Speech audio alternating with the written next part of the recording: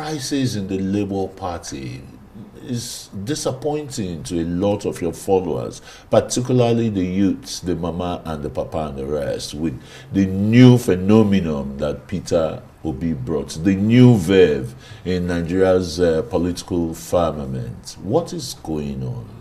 Before I answer you that question, I want to say good evening, Nigerians. Good evening to you. Thank you very much. Yes, moving forward, the Labour Party, you know, it's a brand on its own. The name alone is sellable at any given time. And the logo of our party is Mama Papa Pikin. And before now, the Labour Party has not had it this big. But with the coming of Mr. Peter Obi, we now know what a typical political party is. And again, we used to do things the usual way, but again, we have people who are already into politics and know what politics is all about. Now, it now come to the issue of doing things the right way, because Mr. Peter Obi represents integrity. Everything pure is all about Peter Obi. So we have to also follow his footsteps.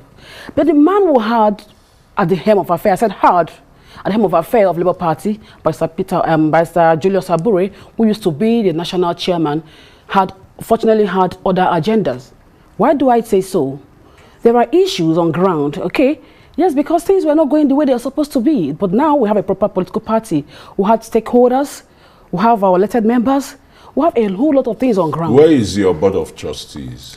Yes, I'm coming to that. Because there was this concept, this judgment that Abure signed with the NLC. Abure and Farouk, the former secretary of our party, he signed with the then NLC president, Mr. Waba Ayuba. INEC mediated. San Falna was also there. What did they say? They reached terms of agreement which enabled them to now go into the field and carry out the normal 2023 general elections. What was the agreement? To do an all-inclusive an expansive convention. There, Abure signed that some persons were going to pay the board of trustees. It is a morally bankrupt person that can sign an agreement just now, and the next minute is denying the agreement you have signed. Then, coming to the issue on ground, what's really aggravated this whole thing was even when Mr. Peter Obi came out to say, okay, let us have a wider national convention, let us consult widely. Abure said no, he wasn't going to have that. Our caucus member, Mr. Ogene, said the same thing. Afam Ogene, honorable, said the same thing. What did he get?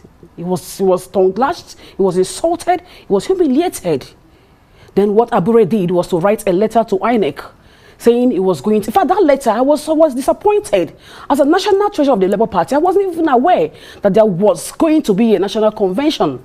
It's so embarrassing. So how was money voted for that Anambra convention? that's the real thing we're talking about here.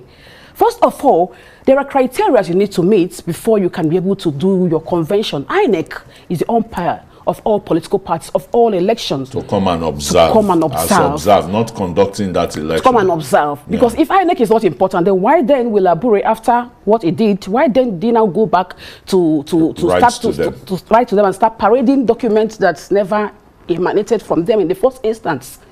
Now, INEC now said, Peter Obi and others said, let us do a wider consultation. Abure wrote to INEC. He hid it. Nobody knew. He was at NLC like today. The next day, he never even discussed the issue of convention with them. And they were so as embarrassed as I was to not see the whole thing in the public domain. Then they began to ask questions. But again, there are things you're supposed to reach. But some people, sorry, Oluchi, some people think that you're being used, you know, to fight Abure.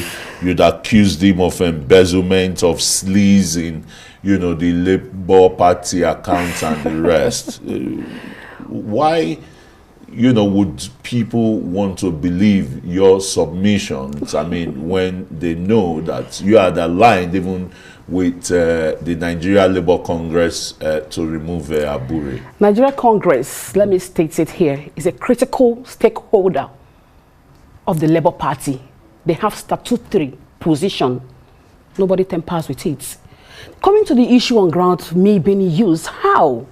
I was only trying to do my job. And I've toyed in Labour Party. I've grown in Labour Party. So why now would somebody want to come and use me? Of course, those were lies they usually peddle. Whenever anybody tries to challenge what they're doing, the ills that they're doing, of course, they will come and say the government is not doing well. Whereas you have corruption eating down under you. And whenever anybody tries to challenge what they're doing that is not right, the next thing you hear, this person is being sponsored. I said what I said, and I'm still challenging them that they should do the audit of that account. Have you done a petition to the EFCC? I have done a petition to the EFCC. I did.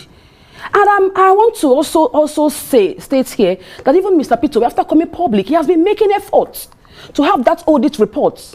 But Abure has been frustrating him, making sure that the audit report is not done.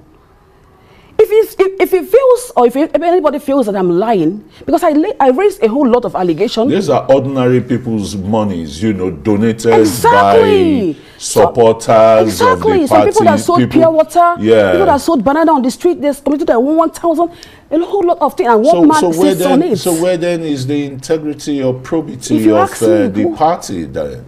Who do you want me to ask if you ask me that question? Because you're a member of the party. Yes, okay, yes, you have every right to ask me. And that was why I said I knew a lot of people contributed that money. And that was why I said, let's even lead by example. Let's let the world know what has happened to the money they donated to the party. Was that an offense? And again, this thing did not even start today. It was looking like my word against Abure's, because right from when we were campaigning, I was telling him, can I know what's happening with the accounts?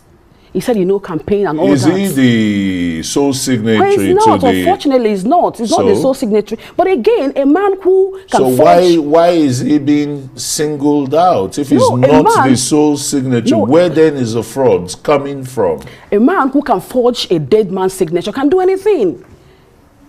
Well, your allegation there is very strong. And no, it is not strong. That's your no, it's not an allegation now. It is not. It is not.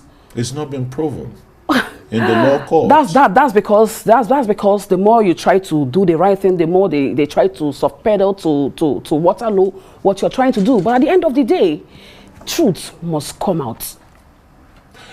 All these brickbats, isn't it having a domino effect, a snowball effect on your supporters out there who look up to, you know, the leadership of the Labour Party, you know, to guide them anew or aright? There is no party that doesn't have issue. So the Labour Party is not an exception. So it's even good it's happening that we're trying to probe ourselves. At least we're trying to lead by example, just that one individual has refused for the right thing to be done. Everybody or anyone that truly believes in Mr. Peter Obi or in Labour Party knows too well that the party will bounce back. What article of your party can be invoked to redress this ugly situation? Thank you very much. We have stakeholders. We have our elected members. Okay, we have the NLC, the TUC, other stakeholders.